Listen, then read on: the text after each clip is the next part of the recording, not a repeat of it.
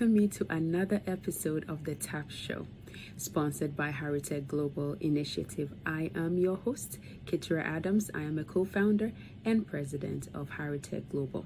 So let's get right into it. Today's topic, we're going to talk about how to create the lifestyle that you want. Yes, the lifestyle that you want. All right, so stay tuned for more. Now, when we talk about this lifestyle, I know that the community we serve, Heritage serves, are about being a better version of themselves, living out their purpose. And so I assume, and I'm saying that you want to live a fulfilling lifestyle. So we're going to talk about how to make that happen. And it is possible to make that happen. So before we go on into what you need to do, first of all, one thing is very key, that a very key component, or I'll say a major area that plays a part in achieving this desired lifestyle. One is, though, the key element is your personal culture. Your personal culture. Now, when we talk about culture, it means a person's behavior or way of doing things or beliefs, and it's as a result of what things they've inherited, as a child, their experiences. So it becomes a driving force to which they do things. But as an individual, you cannot just live on those experiences or certain things in your environment that informed your decision. As an individual, if you want to live a fulfilling lifestyle, you've got to have a set of things in place that will build a culture for you. And from that culture, you realize that this lifestyle that you desire is inevitable. But the key component is that this personal culture must align with the lifestyle that you see yourself having. So when we talk about culture, for example, you're talking about Western culture, you're talking about the youth, the culture is different from the older folks, right? We're talking about traditional lifestyle or traditional way of doing things compared to conventional, right? So there are different culture as a result of certain things that is being done. So if you want to obtain a certain lifestyle, then you have to do certain things a certain way, and that is you developing that personal culture. All right, so eventually when you develop that culture, it will encapsulate how you naturally think or act. So you start to think and act in the direction of the culture that you have consciously or unconsciously built. All right, and as I mentioned, this is formulated over the years. So right now, if you see where you're going, you can now make some changes now that would affect the change that you desire. Okay, so how do I create this lifestyle? First, as I mentioned, personal culture is key. I love the biology term for defining culture. When we use culture, so for me, I work in the lab, so I would say I'm culturing the bacteria, right, to grow, meaning that I'm going to provide some conditions that are suitable for growth. Same thing with you. If you want to see you want to go a certain direction, there are some things or conditioning that has to take place in order for you to be positioned to head that direction that you're looking for. Okay, so how do you design this culture? You have this lifestyle that you want to see in your life, right? Overall, the lifestyle that you're looking for. How can I now design the personal culture to align with this lifestyle that I see of myself? Number one. You ready? Number one is identify your core values. These are your fundamental beliefs on certain things. Okay, so your spirituality, where are you? Your beliefs on integrity, of honesty, all of these things play a huge part in your decisions. So when you identify the core values, it would inform your decisions. Okay, and so you want to make sure that you identify these core values. If not, you will still get the same results you've been getting. You're asking yourself, I want it better, but why is it not getting better? Why? Because your core, the things, the fundamental basis to which you make certain decisions or you operate is a particular thing. So unless you change it, don't expect to see certain changes.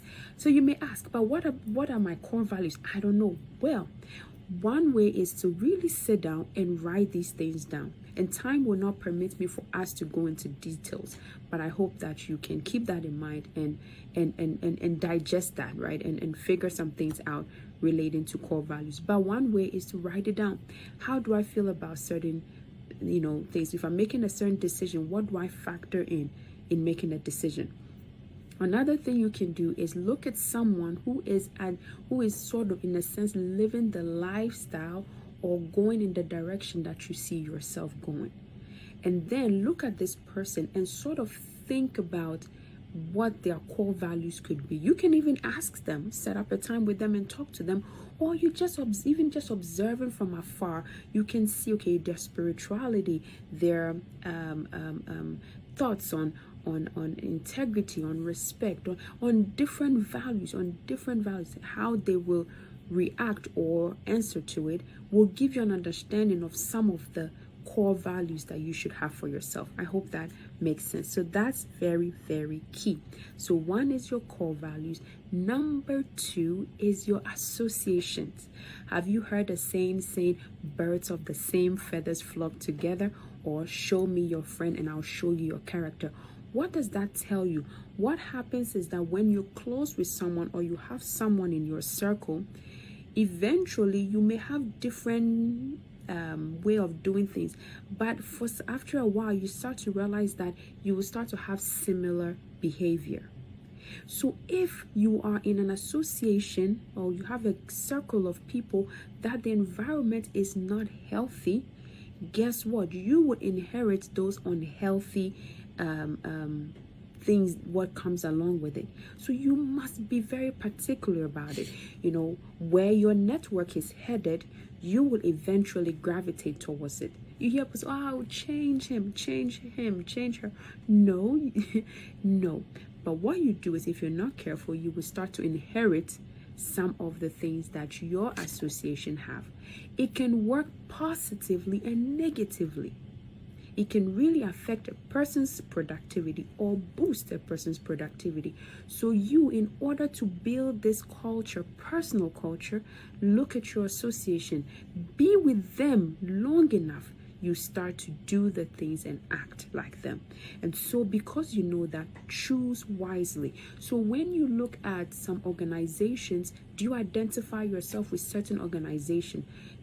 Put money to it and join that association, because you see where people are going. That's where you want to go. Maybe you are in, let's say an example, in medicine or pharmacy, or you want to join a group that is related to that, or a place you have a certain belief, you want to join that belief system, that direction, so that you can together, right, learn and build, and then also take some of these behaviors of your association. So that's another way to definitely build this personal culture, or at least flag you not to be in that association, because you are inheriting things that are not helping you achieve that lifestyle that you want. Okay, so you've identified your core values. I want you to note, identify your core values, and your core values must align with the values of your association. We are going the same direction, but if you have a certain core value and your associations are going a certain way, then that's going to bring conflict. Now, you can have different understanding of things. I'm not saying that everybody should think the way you think, but be careful about inheriting things unhealthy way of living that would affect you that would prevent you from getting or walking in that lifestyle that you want. That is two. Number three, habits. habits, habits, habits. Habits are the usual or your usual way of doing things. It's your dominant tendency, your disposition, right? Things that you do automatically. You don't have to think about it because it is in your unconscious. It's almost like things that are automated. So I like to use the analogy. Think of you. You are made of trillions of cells. Trillions. Every cell is in each area, your organs filled with cells. Every part of you is built on cells. Same thing with you as your lifestyle. The lifestyle you have now is as a result of the habits you have. So if I want to see a change in my lifestyle, then I've got to what? Identify my habits, the ones that are working and the ones that are not working. All right, so I want you to take the time to identify, look at some things that you obtained. Were you proud of it? Whether you're proud of it or not, you realize that you keep doing it and keep doing it. So now think about it. Okay, I keep showing up late. I keep doing this, or I keep doing well in school. You know, whatever it is, what do you keep doing? Is that something you want to keep doing? If it is not, then I'm going to share with you some ways to work in building new habits. So whatever you're doing, your good habits is going to keep on going. Now, your not so healthy habits, you are not supposed to just say, I'm done. Right? That's not what you want to do. I'm going to change. You know, I don't like to read, but now I'm going to read, and I'm going to read a Harry Potter book. You're kidding yourself. Right? The way to do is, as you are, the way to get rid of an unhealthy habit is to what? Work on a healthy one. And soon enough, you start to do more of the healthy, and then the unhealthy will fall to the wayside. So, key thing is that you have to, if you want to have a new habit, you've got to keep one thing first: understanding. Why do you want to do what you want to do? Then, once you get the understanding and you start with the process, eventually it becomes effortless, would now translate to the lifestyle you're looking for. I'm going to give you an example of my juicing journey. I was someone that anything, if you mix vegetables together and blend, I just look at the person thinking, what are you thinking by drinking that? If you mix certain fruits together, I'm also wondering, why are you doing this? I know it's healthy, but to me, my taste buds were not up for it. You know, so, but one thing I noticed was that when I come to work and by the end of the day, I am tired, I am drained. I mean, I've eaten and all, but I just felt like I was lacking something. You see, the alertness I was looking for, the focus I was looking for. Then I realized, after doing my research, obviously I knew that juicing or eating healthy will affect your overall productivity. So I identified my why. This is why I want to change this unhealthy habit of eating poorly. Now that I identified the reason why I want to change that, I started preconditioning my mind. I'm creating the condition. So I noticed, so my mom juices. So when she juices, I just drink a little bit. I just taste it, and sometimes I spit it out because I'm thinking this is not something I want to drink. But then I knew my why, so I started taking a sip at a time, introducing this new flavor to me. Okay, and now I have been juicing for 7 months. I have been, and I am amazed at, thinking about it. I went from someone who did not like to juice or drink or taste certain mixtures like broccoli with spinach and cucumber and all that. Now I have pumpkin seeds, chia seeds, almond milk, what have you. Spinach, blend the cucumber, add lemon, ginger. I would drink it all, and I love it. As we speak, I even have one right here that I have a time for it. After this live, I will be drinking, but I love it, and I've done it enough times now that when I wake up, it's one of the things on my mind that it's time to juice. And if I don't have it, I feel so uneasy. What changed? Let me share with you what are some things that I did. Number one, when you're introducing a new habit, you and your brain have to get on that same wavelength.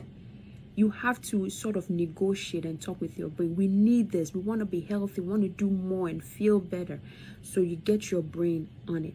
Now, don't just start and say, I'm going to juice for 7 weeks straight. And no, start small. Introduce yourself to it. Take a bite. Take a drink. So what I mean is that start small. You want to read a book, but you've never read a chapter. You're kidding yourself. Start with a page. Then you develop the interest in reading. Soon enough, you won't be able to put the book down. Okay? So you start small. It's very, very key. Now, let's say that after you start small, anytime you realize that you've accomplished a little milestone, celebrate that. First of all, celebrate it, and then you can also reward yourself. So for example, you said, okay, I'm going to study 2 chapters out of the 20 chapters I have. You haven't accomplished your goal all the way necessarily, but this was a mini goal you set for yourself. When you accomplish that, say, you know what, I'm going to celebrate this. So for example, there's something I want to do. I love brownies with vanilla ice cream. Oh my god, with the hot fudge. So sometimes I tell myself, you know what, get this done and we are going to celebrate at Brahms and buy this. And please, when you tell your mind that, do it, because your mind has a way of keeping track and tabs on you. So you can't lie to it. What you said you're going to do, do it. So do it and celebrate. You told your mind you will celebrate. We are wired to function with pleasure. So which means that whenever you accomplish a certain goal, you realize you get this feel good energy to do more and all that. Ride on that at the same time and endorse it with a reward to your brain and say, hey, if you keep doing this, I'm going to keep on. We're still going to feel good and celebrate. Who doesn't want to celebrate? Who wants to be put down all the time? But if you put so much on your mind to do, and you don't accomplish it, your mind is not going to feel motivated to do it. So make it small. And when you accomplish any mini goal, you celebrate that. And it compounds. So I started tasting. If I taste it, I don't like it.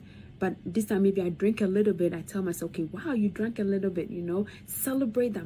I'm excited. I didn't drink the whole thing, but I drank some. I'm celebrating that. I'm happy. My mind is stimulated, it's excited, and we're all happy. And so your brain is an ally. So keep your brain close.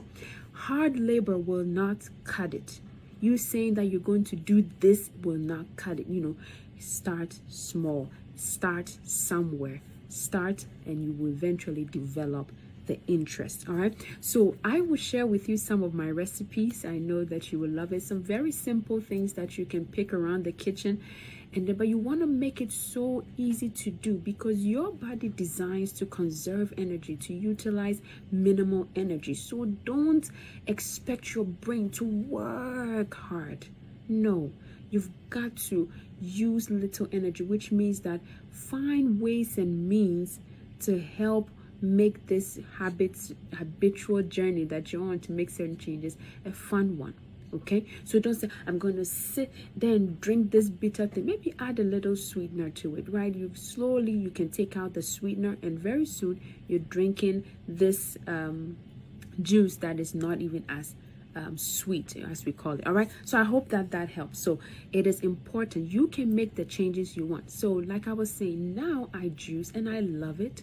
I have this with me almost every day, and it's been a life-changing moment for me because it now has given me the lifestyle that I desired or wanted. I wanted to live a healthy lifestyle, have enough energy to move and do the things that I want to do.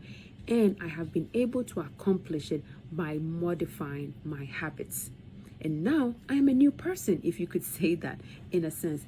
Now, last but not the least, your brain plays a huge role in your decisions, in your emotions, in your thoughts, in your decisions, all that you do, right? And so if with all of that, you want to make sure that it is in the right frame. So you want to make sure that you are alert, you are focused, you are you have a positive mood, your concentration is spot on, in order for you to what? Develop this personal culture effectively, which will translate to the lifestyle. How do you do this? Eat healthy brain food. So I'll give you some examples of brain food. So make sure that when you're eating, your meal is filled with fatty acids or fatty oils, right? Oily foods, which are good fat, right? So for example, salmons or tuna or mackerel, right? Those have high content of omega-3 fatty acids. And then also you can take in some nuts, also very good. Eggs are very good brain food, good source of your B vitamins. We have dark chocolates, just a little bit of some sweetness there. Dark chocolate is good. It's a good antioxidant. There's a lot of oxidative stress, and so having things like, some people also take coffee, and having this would definitely help in boosting your brain health. So if your brain is healthy, it is able to be fully alert, or it's able to operate in an optimum level, which will help you make better decisions, stay alert, be focused, and do the things that you need to do in order to obtain the lifestyle that you want. What if you at the end of the day, your brain is not functioning the way you want? You would desire a lot of things, but it will be very hard for you to obtain it. Now, you can have the brain food in your diet. You can also take some multivitamins to help substitute for some of the vitamins that you may be missing. But I wanted to share these 4 things with you because I've known and I found it very helpful in achieving the lifestyle that I desire, the things that I want to desire, and I have been able to implement these things, and I can guarantee and tell you that they work. All right, so let's do a short recap, and we will call it a day. So number 1, identify your core values. We talked about that, right? That helps you in the decisions that you make. Number 2, your association. Birds of the same feathers flock together. If you want to know where you are going, check your association, and it will give you a good indication of where you are headed. Number 3, your habits, right? Your habits are a compound of these habits is what will translate into the lifestyle that you want. And so make sure that you are doing the things that you want to do. And if not, we have shared some things that will help you battle this habit. All right. And I hope that you've been able to grasp some good nuggets from this, and you're willing and ready to use it so that you can create this lifestyle that you want. It is possible. Put these things to practice. Let us know in the chat box how it's going. Thank you all so much for your feedback so far with the TAP show. Really appreciate it. Keep on sharing and liking, and also getting others engaged so they can also join our community and learn more. So I have had a pleasure and wonderful time with you today. I'm looking forward to our next episode next week. Yes, so get ready for another episode of TAP this coming Wednesday as well. So look out for it on our social network. Thank you all so much for spending the time with me. I hope and I'm sure it's been worthwhile. Time will not give me the time will not permit for me to go into much details about this important information, but we do go into this a lot more in our TAP course. So I encourage you to check out what we're about in regards to the TAP course. We start February 2023, and sign up starts now. Don't miss it. Trust me.